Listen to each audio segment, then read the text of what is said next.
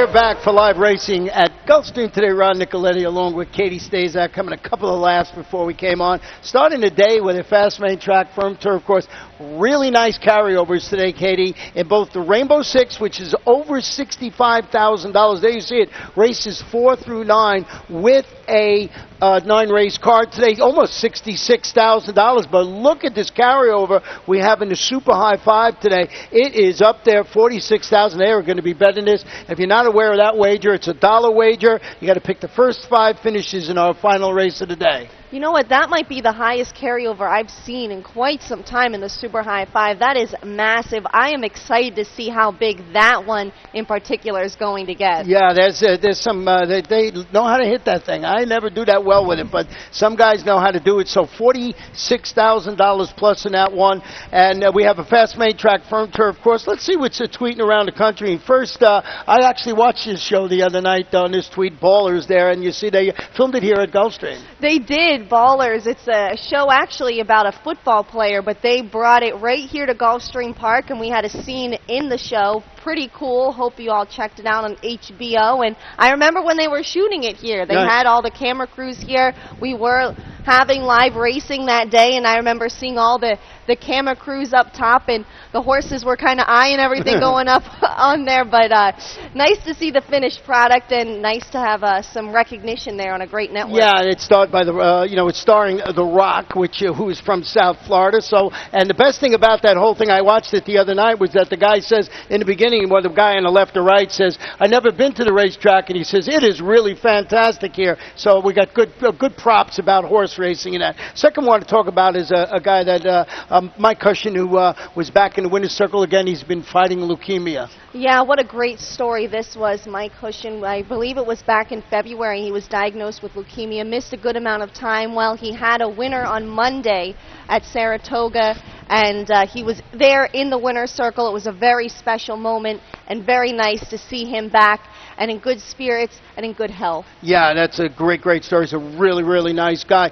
The other one I want to talk about is a compatriot of ours, and that is Simon Bray. And they're going to have a War Story is going to wear silks to raise awareness for his sickness. Yeah, another really beloved figure in horse racing, Simon Bray. I love what Luch Racing did. They have Pray for Bray on their silks, special silks for War Story when he runs this weekend, and again making donations towards his cause. I think this is fantastic. I've never seen something quite like this. Really great thing to do. Yeah, and that is being the Haskell Stakes. Of course, a little horse named American Pharaoh will be running. You can watch him wager on it right here at Gulfstream Park. We'll get to that a little later on during the day. Got a big day planned on Sunday, but we do have 9 races on Thursday, and our first race is a 6-furlong maiden claiming event for 3-year-olds and up $10,000. We're going to scratch the number 4 in here, Me Llamo Sam, and Katie, you went with the number 3 horse in here, and tell us why. That's Mitos y Leyendas. I'm going to go with the other Spanish name in here. This is a son of Cantharos. Going to return from a brief 6-month freshening for trainer Gustavo Amaya. I thought he made a really promising main track debut last time out on June 12th. He was a clear-cut second at this distance, and it was against $16,000 maiden claimer. So taking a slight drop today, the winner of that particular race, Right On Ready, would come back to win his next start at the $25,000 claiming level. So that's why I am keeping my eye on this one. And also keep an eye on Right On Ready, because he's running later on today. Yeah, he's actually my single in the Rainbow Six ticket a little later on today. I think I might have missed this one. I did go with the number 2 Super Secret. He's dropping to this $10,000 level we're talking about on the main track, stretching out to 3/4 of a mile after responding last time to the addition of Blinkers with a 4th place finish. I thought it was a notch tougher competition, going 5/8 of a mile. Stevie DeMauro is the trainer, and he's pretty good with horses switching from the turf to the dirt, about 17%. So I put him on the ticket. You had him on there too, but you went with the number 5 horse in second, and that is Sinai. Another with a surface switch. This is a son of Pulpit Senshi, going to make the turf-to-dirt move for trainer Joe Cantonese.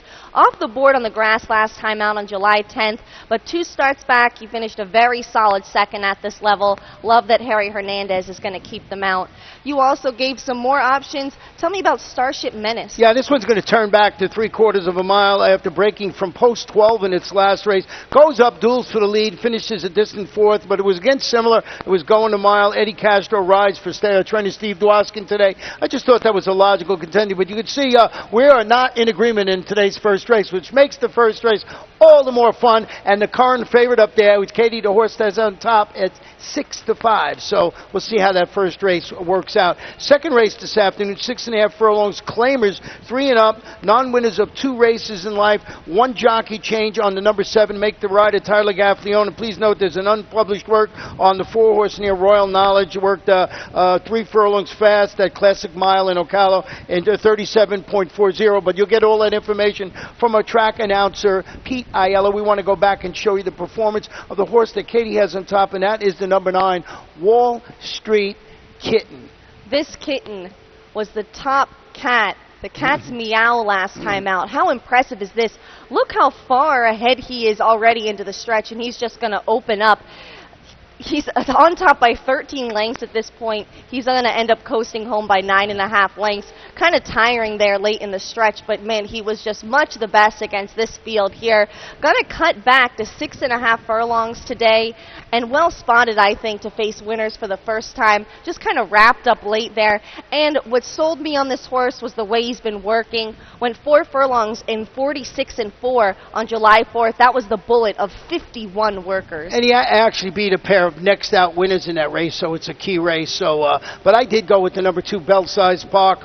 This one is stretching out an additional furlong after returning from the layoff and responding to a drop in competition with a second-place finish as the favorite, going 5.5 furlongs. Wesley Ward, Prentice John Cruz, going to go with the previous experience angle, the number 9, Wall Street Kitten. That was a maiden breaker there, even though it turned out to be a key race. So I went with the number 2, Belt-Size Park on top of my ticket. Wall Street Kitten in second, and you used the number 7 horse, and that is Twin Shot, the one I told you to be ridden today by Tyler Gaffleone, on the board at 15-1. Yeah, that's a nice value. He's another that's coming off a maiden score, so it will be a little tough to face winners for the first time. He held on for a half a length win at the Sissons on July 19th, but I liked the horse 2 starts back that he finished second to. That was hand-picked. He would come back to win again in his next start, and then he finished another very solid second over the weekend. So again, running in good company. What about Royal Grant? Well, I went with the first time at Gelding angle. He's now at Gelding. He's going back to the main track.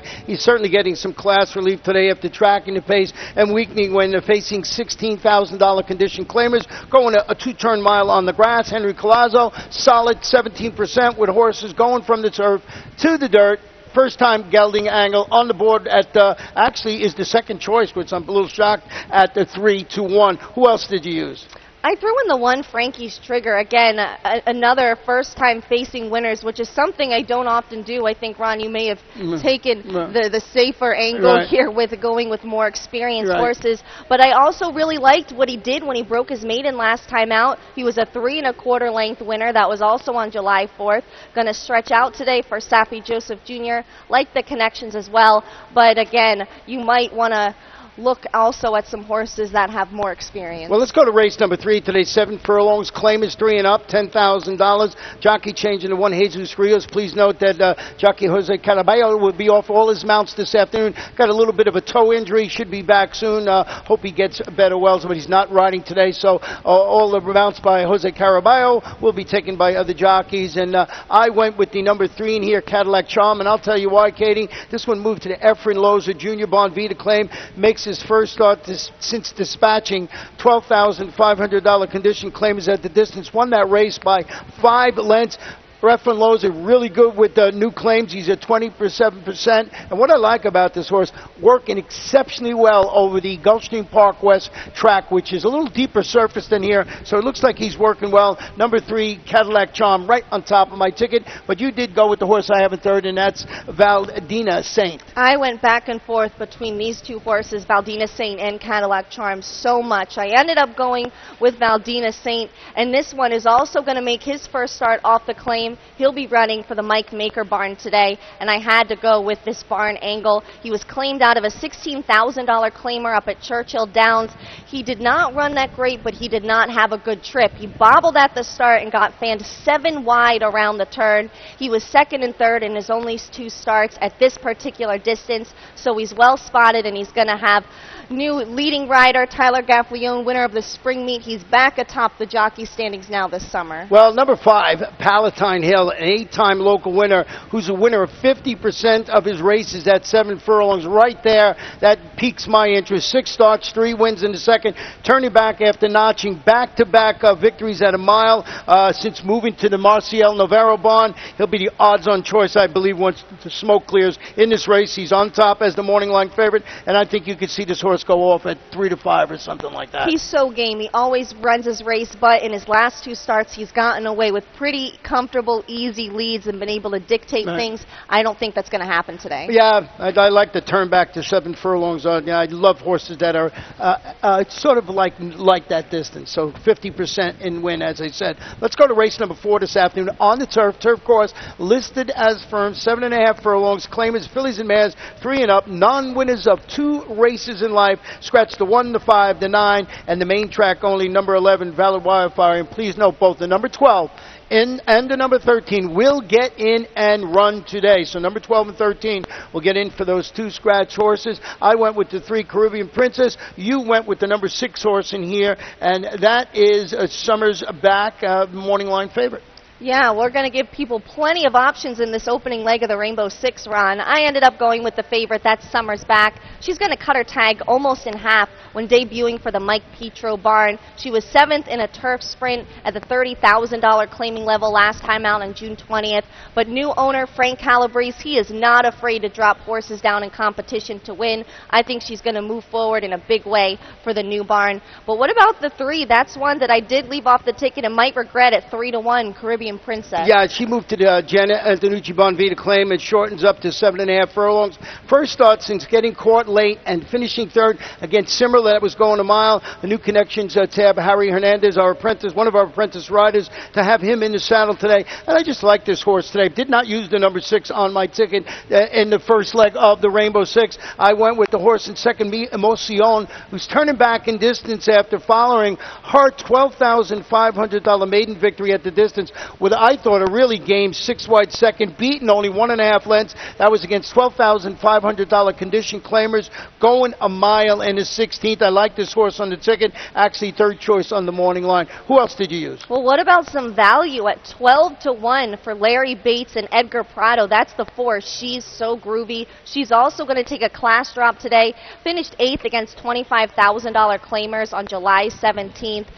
But I think she's in a better spot to face winners today. That was her first start against winners. And this is going to be her 2nd start off a 2-month layoff. She did break her maiden 2 starts back. That was at the $20,000 maiden claiming level. Yeah, and she's a good price at 12-1. We both used the 8 Starship OEM. Wheels back today at the same level after stalking the action, finishing 2nd. 17-1 last time. That was going a mile. Wesley Charoux, Eddie Dominguez in the saddle. So a couple of long-priced horses there to kick off the first leg of the Rainbow Six with over $65,000, just about $66,000 in the pool. We'll go to the 5th race of the afternoon, going back to a fast main track. 6.5 furlongs, claimers 3 and up, non-winners of 2 races in a lifetime, or 3-year-olds. A jockey change on number 9, make the rider Diego Gomez. And we both, here's the horse we were talking about, number 4, Right On Ready. This is your single, correct? Yes, yep. I went deeper in the rest of the Rainbow Six, so I had to find a single. Thought this was the logical one. I think he's a perfect single. Yeah. He's looking for his 3rd straight victory, followed up his maiden score, won a 4.5 length win against $25,000 claimers on June 26th. He was claimed out of his last race by trainer Michael Petro. I love that. Hasn't finished worse than 2nd on dirt here. Tyler Gaffalione's going to take over today for the injured Edgar Zayas. Yeah, and Right On Ready, a 3-year-old in this race fits the conditions so perfectly. A lot of courses struggling for their 2nd win. This one is, as we mentioned, a multiple winner. So looks like the logical choice. And there's going to be a big price in there. I mean, a short price in there. Went to the inside, both Katie and I, with Okie Meister. And this one is stretching out that additional half furlong, first start since using his speed to defeat this level of opposition, going 3/4. That was back on June 4th. Juan Arias, pretty good with the 31 to 60 day freshening. Both of us have it on the ticket, but you closed it out with the number 3, Coal Miner. He won his only other start at this particular distance, won by a half length at this level last time out. on July 16th. That was for trainer Al Rossi. He won with his only other starter this meet, so I think he's one to keep an eye on with a small stable. And I like that he beat several other horses in this race, but it was on a sloppy track, so that's the only caution. We'll see if he can translate that over to a fast surface. You also used the 5 sports book. Well, was a half length behind Coal Miner, and I thought he would improve more on what we should have a fast surface today. But I think the 4 horse is a horse you got to think about, if not singling, just maybe not go as deep as you will in the rest of the races because they're pretty wide open. Let's go to race 6. 6 furlongs, maiden special weight, fillies and mares 3 and up. These are maiden special weight conditions. Scratch the 3 and the 10. Note the jockey on the number 9 is Eddie Castro. And Katie and I both have number 5, Liberty Road, on our ticket. And this one we're going to show you his last performance back on July 9th. She was the beaten favorite this day, but I think she has a really strong chance to break through today. And she had excuses this day. She gets caught about 4 wide at the 8th pole. She's going to run on to finish 3rd, only 3/4 of a length from 2nd. You know, she kind of I don't want to say she hung late because she didn't completely stop, but she's going to get blinkers added today, and I think that's going to help her get more involved and stay on the task and maybe get her over that hump. Yeah, that's why I liked her today, because of the addition of blinkers, put her on top of the ticket. We're almost in total agreement here. We got our 2nd and 3rd horses flip-flop. I got Evelyn's Dream now in the red-hot Ralph Nix barn, making her 3-year-old debut. The first start since facing winners. That was in the Susan Girls division of the Sire Stakes last September. Tyler Gaffalione will handle her first start in about 11 months, but the barn is so hot, the jockey's hot, lots of things to like about number 7, Evelyn's Dream. I want to say 11. I'm looking at Evelyn's Dream, who I think you've got to use on the ticket. Absolutely. Must be there someone, as I think should the 9 Association from the Stanley Gold Barn. This one vied for the lead along the inside, faded to 4th in her career debut on July 9th. Has a better post today for her 2nd career start. Should be fitter, and I think can build off of that. I think we have the top 3 for sure. Yeah, and Eddie Castro will be riding that number 9 Association, and Stanley Gold about 20% with maidens making their 2nd start. He does an excellent job, and that is Evelyn's. Every time I look down, I want to say 11. I don't know why. It's just one of those things. Up. Hey, nice breeze we just got there. Let's go to race number 7 today, and this one is a 1-mile turf allowance optional claimer. Fillies 3-year-olds, and we do have one change, a jockey change on number 2. Make the rider Marcos Menendez, and we're going to show you the horse a little bit lovely, who Katie has right on top of her ticket. This was her performance back on June 26th. It was a $50,000 claimer. Speaking of the red-hot Ralph Nix barn and jockey Tyler Gaffalione, they're going to be teaming up again with a Little Bit Lovely. How impressive was she last time out? A 5 3/4 length winner at the $50,000 claiming level. Going to take a little bit of a step up today, but if she runs like she did last time out, that is not going to be a problem. She boasts 2 wins and a 2nd from 3 starts at the distance, and I think the race sets up for her as well, being the controlling speed yet again. But this is a pretty nice field. A lot of horses coming out of stakes, and that includes the horse that you put right on top. I also have her on the ticket. That's Susie B. Yeah, Susie B, the number 9 horse in here, is stretching out to a mile after following a 3rd place finish. That was in the mile and the 16th Miss Patty Handicap. Comes back, runs 6th in the $60,000 overnight handicap on 4th of July, which may have been a little too short for her to offer her best. Mike Maker, Edgar Prado handling the outside post today, sitting up there at a really nice 6-1 on the line. And I used that one there. And we also used the number 1, Miss Margaret, who I thought was going to be more of a price than the morning line favorite. Yeah, but she's so game. She's so game, but she's very unlucky. She has had a lot of bad luck, this filly. I think she should also appreciate the class relief. She's run in 3 straight stakes, placed in 2 of them for trainer Milton Wolfson. She was only beaten a neck 2 back in the Honey Rider Stakes, was given a well-deserved freshening after her last race on May 29th.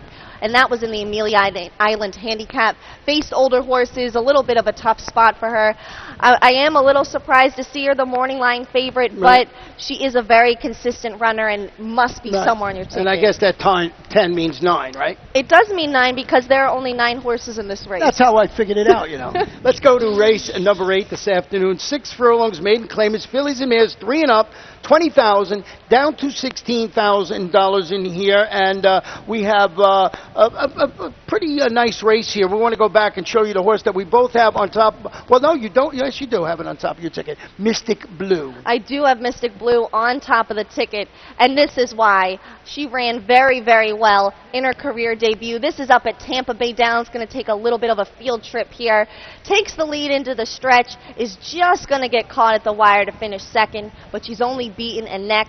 Here she is. She is the one. She is trapped down on the rail, so I think she might have been better off were she on the outside. Just nabbed there. I mean, very, very close. Gonna run with Lasix for the first time, so maybe she did bleed in that first race as well. I think you're going to see a fitter horse and maybe a horse that's feeling better. Yeah, and hard to translate 30,000 up here to 20,000 down here, but looks like the one to beat near. Joe Hennessy's the trainer. First time Lasix, as Katie mentioned. Tyler Gaffney owned. It's the daughter of May Monides from the Arundel farm. The horse that we both have in second is Kismet. I think this one finds an ideal spot when dropping to this $20,000 level on the main track of just getting nipped for third. That was against $35,000 maidens going 5/8 on the grass. Angel Rodriguez, Louis Castillo handling that surface switch today. Couldn't agree more. Very well spotted. Bred more for the grass, but we'll see how she runs on dirt today. You also use the 8 Sweet Hall. Yeah, she's making her first start since finishing 5th. It was a key race, so you knew I was going there. A sprint at this level and distance back on June 14. A race that produced a pair of next out winners from 5 starters. So going off that angle, I think I would throw the number Sweet Hall in 12-1 in the morning line. And as I mentioned, one of the horses I'm using on my Rainbow 6 ticket with that single of the 4 earlier on, because I think these races are sort of wide open. Yeah, you could get some nice value there. I threw in the 1 Arte Latino, third, only beaten a length at the distance on July 1st. Stepping up slightly, though, that was against $10,000 claimers. Well, I found the last race to be a bit of a head scratcher here, and that's why I wanted to go a little deeper in here. 1 mile on the turf. Claimers 3 and up, non-winners of turf race since January 30th. So that's 6 months, 3 minutes left we got. I just saw that sign, Katie. But we have lots to talk about in here, and I went with the number 5, and so did you. We always do this when I think the race is wide open. It's time to laugh. Well, it just makes sense. He's going to return to the grass for the first time since December, but he's a 5-time winner on the grass, so that kind of sold me on this horse. He's been holding his own in open company, and I think just finds a great spot in here. And there's also not a lot of speed in this race. He's normally a stalker just off the pace, but I think he'll be lying a bit closer today. He just makes sense, and we're just on the same page. Yeah, well, I like your second selection. I pick a long shot every day, and Katie's got it right in second. We're talking about the 8 Cactus Kid from the Marcus Vitaliban. He just seems to run his best at this distance. He's been running on the grass and was third against Similar last time out. I like the connections, too.